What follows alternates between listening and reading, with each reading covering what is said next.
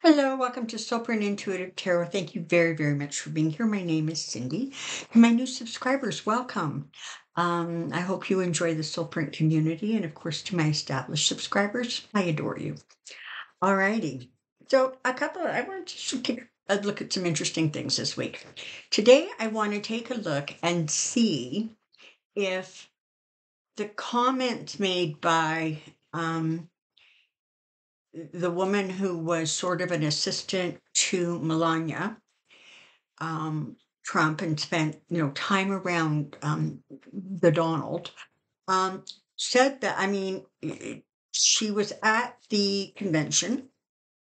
And one of the things she said was, aside from the fact that, he's rude and he has no manners and he has no morals, one that actually caught my attention was when she said that, and this is not new, that we know that he holds his um, fans, his supporters, in contempt, right?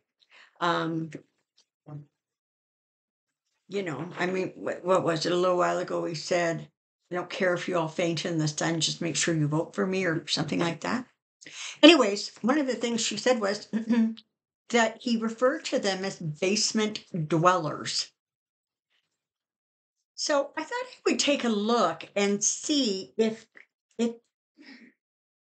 those kinds of statements are penetrating at all. It's not only sort of the cult members that I'm looking at. I'm looking more at other Republicans, um, independents.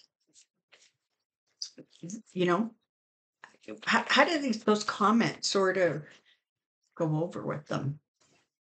So let's take a look, shall we?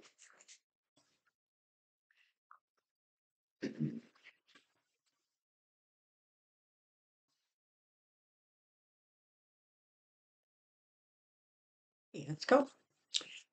Um, Basement dweller reaction, basement dweller reaction, basement dweller reaction. What a horrible thing to say, like to refer to somebody as like good God.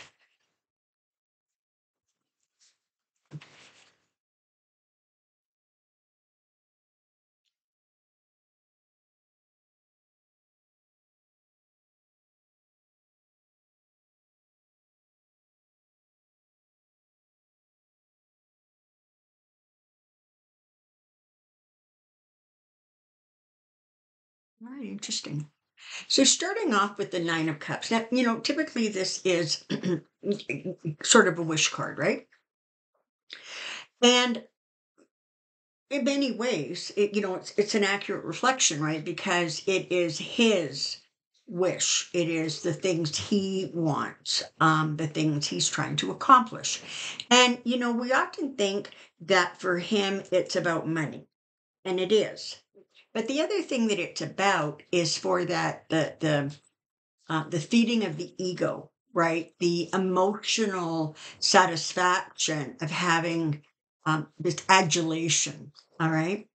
And when it comes right down to it, the message, I have both the knight and the page here, the message doesn't penetrate those who do not want to hear it. So those who are really entrenched are not going to hear it. If they hear it, they're going to say it's a lie. He never said that. You can't trace this woman. She's bitter, whatever it is, right? So it's not going to get through. But for some people, particularly those who have started to look a little bit more objectively at him, and for those who are independent, maybe, uh, they didn't like Joe, maybe they were kind of leaning towards the Kennedy guy, but he's out of the race, and so maybe they're looking at Trump.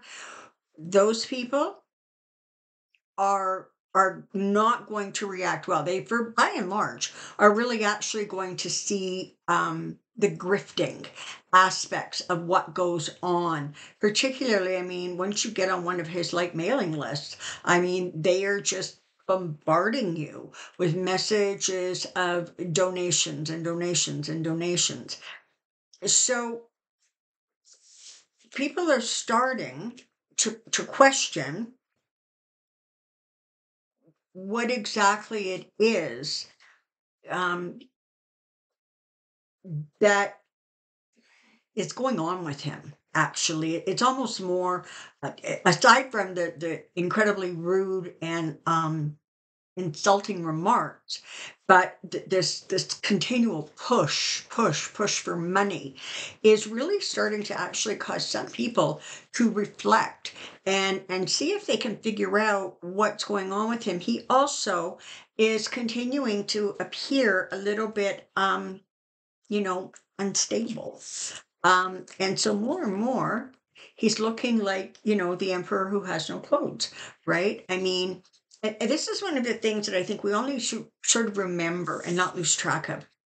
When Trump says things like, I guess one of the things he said over just at the end of the week or over the weekend was something like he's got like 93%. He didn't say of what, whether it's the polls or it's Republican support or I've just got 93%. So I don't even know. That's what he said. I don't even know why we're having an election because look at how well I'm doing. But what we need to remember, a whole bunch of what goes on is just delusion, right? It's just like that really tenuous grasp on reality, in part because reality for him is really frightening. For him, reality is about what he's going to lose if he doesn't win. And that's really where his brain is and how he functions. But we can't lose sight of the fact that because he's such a fool, they're able to keep things away from him. They're able to tell him uh, stories, figures, talk about numbers because he loves numbers, right? Crowd sizes, whatever, percentages, how many people watch this, how many people do that. Um, so they're able to sort of spin things, and I'm talking about the campaign, the people around him are able to spin things in a way so that they keep him sort of in a relatively good mood, kind of stabilized. Um, I'm being told that he actually is developing quite the volatile um, temperament, and listen, it was never calm, but apparently it's getting worse. And with that, it's becoming harder and harder to sort of keep him at an even keel. So, if the campaign, the people around him, think that it will be easier if he doesn't actually know the whole truth. And then, of course, this is the thing, right? As long as he likes what you're saying, he doesn't tend to question it. I mean, really, we could just ask Putin about that. As long as it's flattering him, it's he doesn't question it. And that's part of the reason why when he loses, like he did the last time, um, and this coming up time, he has a hard time processing it because he's been giving misinformation over the course of the campaign, particularly in these last, you know, 70 days, 65 days, like that, right? And so that really is part of it. So what you have here is a realization by some people that he really, frankly, is just this is just a huge grift. They're starting to see that the things he says are, first of all, aren't based in reality. There's no proof for what he says. And a lot of it now doesn't even make sense because the thought processes aren't complete. And more, there's this recognition of, listen, he's in it for the money and that's kind of how it is, and that's all there is to it. The court cases, the things that are going on around him also are having an effect. They're starting to penetrate. And even though there are no cases that are going to proceed before the um the election. case you haven't heard, Jack Smith has agreed to sort of basically postpone any evidentiary hearings or anything like that until after November 5th. And I talked about this before. It's not a bad thing, okay? Because um, when he loses this next time, it's going to put him in a very, very difficult position. He's not going to have sort of the I don't know, like name, right? He's not going to have um the energy around him where it's like we can't bug the guy because he's running for president or he's whatever. Once he wins his time, it's like all bets are off, and they're going to come out like swinging. um and not only are they going to be swinging for him, and I'm talking prosecutors, but they're also you're going to see more people um charged, right? More indictments coming out for other people. So the people that are completely, in the bubble, they hear it. If they hear it, they don't believe it. More often than not, they don't hear it. Although it is interesting that there have been commentators on Fox News who are starting to say, what he just said is inaccurate. That's not correct. We don't have a way to verify that.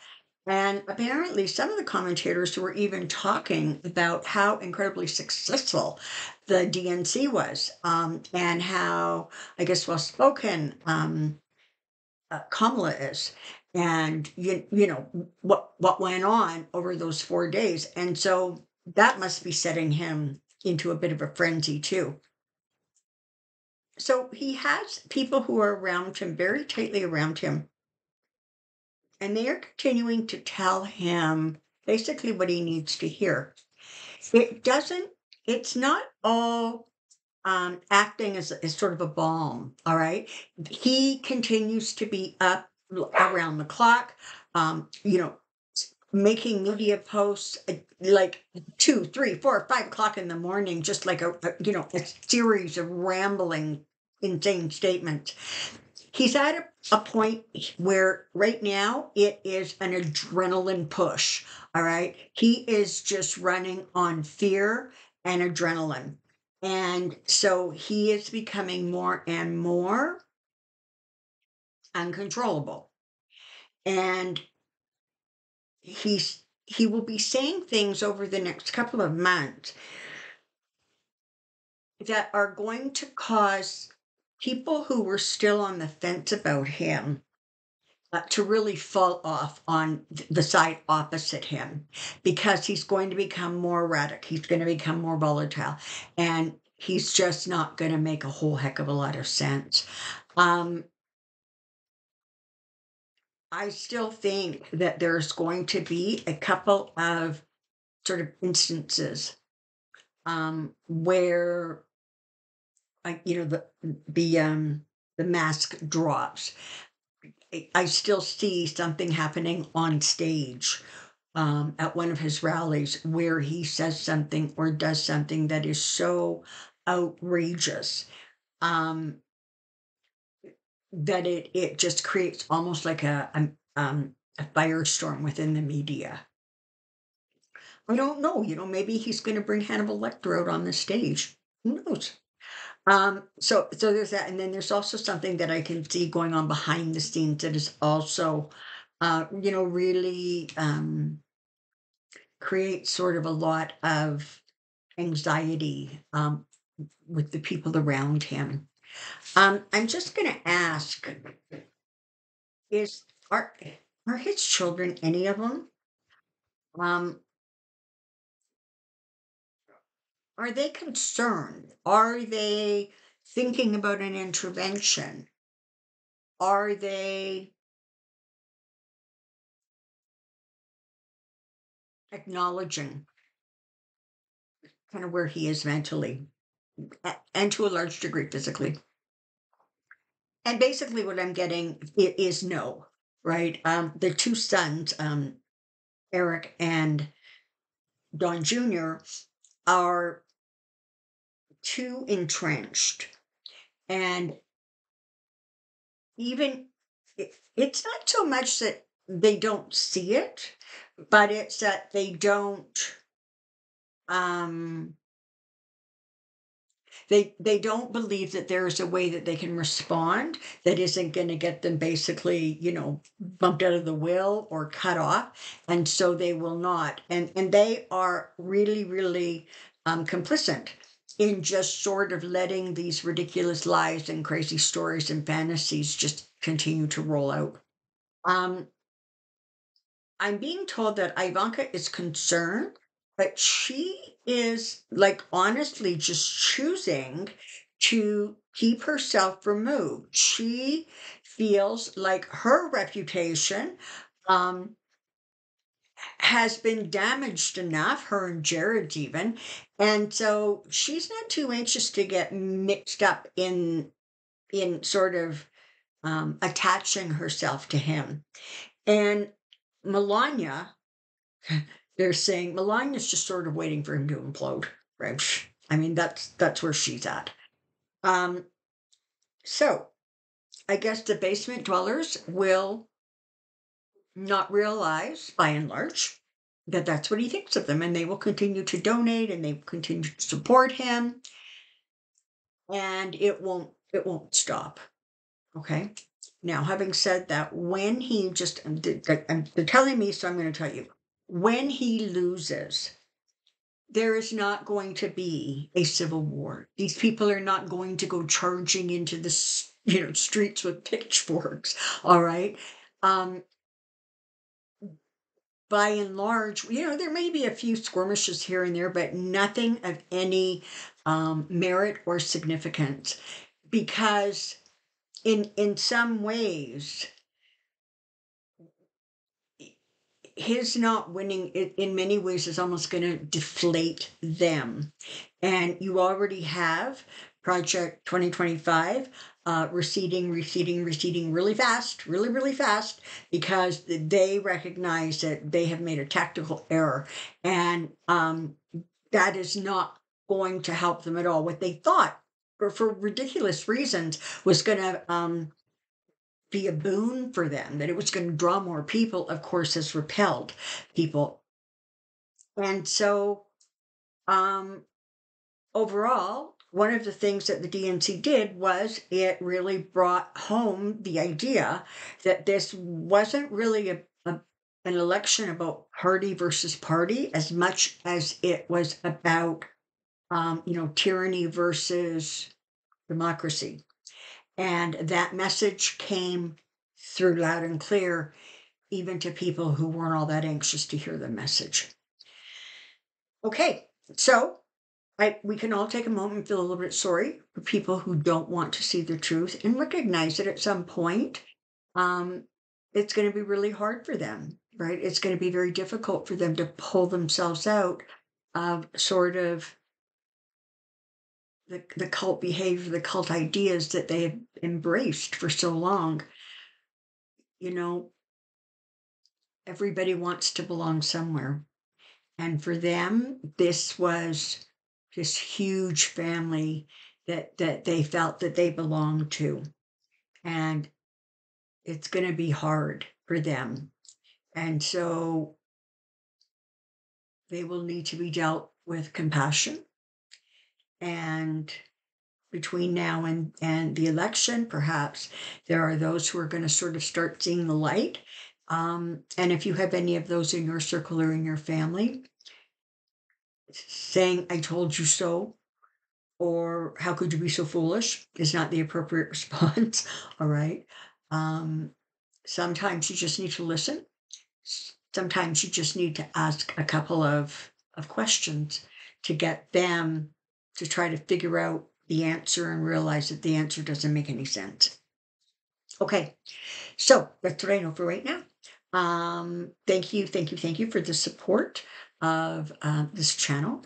And I look forward to seeing you next time. Until then, take care and be well. Bye for now.